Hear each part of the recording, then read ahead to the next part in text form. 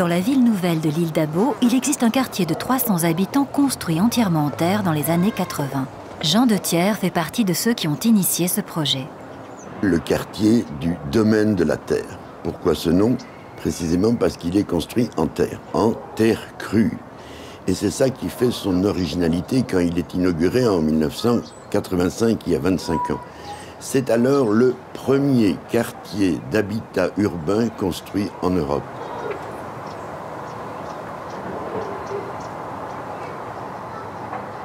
Pendant mes études d'architecture, en 5 ans, je n'ai jamais une seule fois entendu parler de la construction en terre. Et ce patrimoine, je ne le découvrirai qu'après mes études, quand je fais un voyage d'1 an pour découvrir les patrimoines historiques et traditionnels au Maroc. Là, c'est l'émerveillement. La construction en terre n'a pas besoin d'énergie fossile pour être transformée industriellement, contrairement à l'acier et au béton qui est très énergivore, ne produit pas de gaz à effet de serre ou de gaz toxiques, et ne nécessite même pas de transport routier puisque la terre est utilisée sur place pour construire.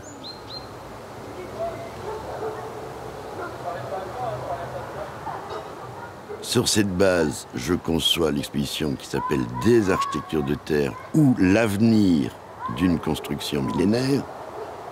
Si l'idée est effectivement née au Centre Pompidou, elle ne s'est matérialisée qu'avec l'aide de l'État qui a financé les surcoûts d'études, avec la ville nouvelle qui a collaboré en donnant les terrains, avec bien d'autres partenaires, et surtout avec le cratère qui se trouve ici dans une position clé, puisque c'est lui qui va à la fois concevoir les nouvelles techniques modernisées, inspirées des traditions, qui va assurer la formation des ouvriers et des entreprises et coordonner l'ensemble de cette opération.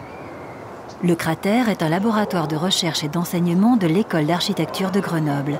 Il travaille sur ce matériau qui n'est pas étranger à l'histoire de la région. En Rhône-Alpes, il y a encore 250 000 constructions en terre. Pour ce qui est de la France, on a un patrimoine d'environ un patrimoine de logement qui correspond à 10% de la population. Il y a au minimum un tiers, voire éventuellement la moitié de la population mondiale qui vit dans des maisons en terre. Alors là, on se trouve devant l'un des bâtiments du domaine de la terre. La technique de construction qui est utilisée, qui est à base de terre, est appelée pisé. On vient mettre un coffrage sur le démarrage des murs. On remplit ce coffrage par différentes couches de terre qu'on vient damer. La terre est apparente. Il n'y a effectivement pas besoin ici d'avoir un enduit parce qu'on a ce débord de toiture qui protège le haut du mur, mais aussi la base du mur est protégée et qui met en fait le mur hors d'eau.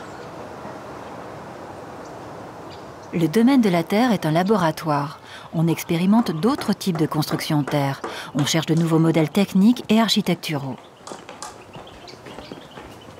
Alors là maintenant, on se trouve devant les constructions utilisant la technique du terre-paille.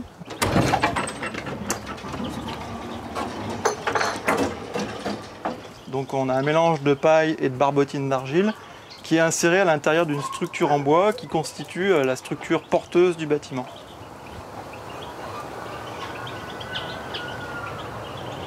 À l'époque, 12 chantiers seront menés simultanément. Et la réflexion continue aujourd'hui à l'île d'Abo. À proximité immédiate, dans cette même ville nouvelle, le cratère et l'école d'architecture de Grenoble ont aussi initié ce lieu extraordinaire, unique au monde, les grands ateliers de l'île d'Abo. C'est un lieu exemplaire parce que c'est le seul où les étudiants des écoles d'ingénieurs, les étudiants des écoles d'architecture et même des écoles d'art se réunissent pour un enseignement transversal dont le but est d'élaborer les prototypes de l'habitat écologique de demain.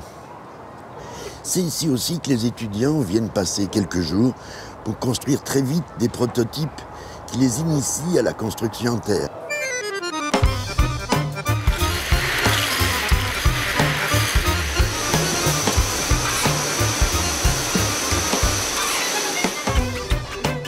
La nécessité d'avoir une empreinte écologique beaucoup moins importante, surtout dans le domaine de la construction, qui est l'un des plus grands consommateurs de ressources naturelles, destructeurs de ressources naturelles, c'est un élément déterminant.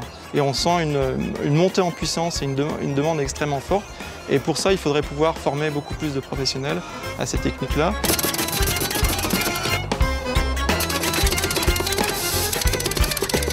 La France est particulière parce qu'il y a ici une industrie ultra puissante, un lobby extrêmement puissant qui est le lobby de l'acier, le lobby du ciment, qui ont sans doute contribué à freiner l'expansion de cette alternative constructive qui n'est sans doute pas faite trop pour leur plaire, en imaginant que le marché de l'habitat se diversifie.